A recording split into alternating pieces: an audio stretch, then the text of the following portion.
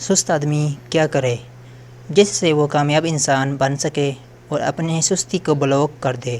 آئیے دیکھتے ہیں مفتی طارق مسعود صاحب کا کیا کہنا ہے اس بارے میں۔ وہ کہتے ہیں، بھائی سست آدمی کے مقدر میں اللہ نے میرے بھائی ناکامی لکھی ہے۔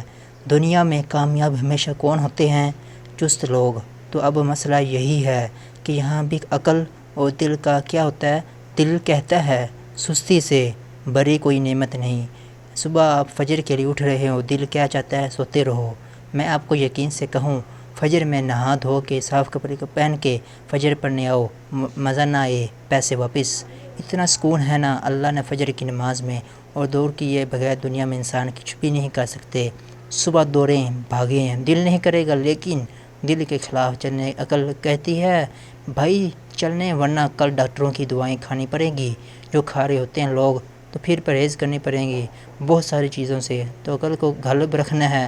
عقل کہتی ہے نہیں بھائی، نیند کو قربان کیسی کہہ رہی نہیں تم، تھوڑی دیر مقابلہ ہوتا ہے عقل سے، اور جب مسجد کی طرف آتا ہے تو انسان کہتا ہے میں نے عقل کی مان کے بہت اچھے کام میں نے کر لیے۔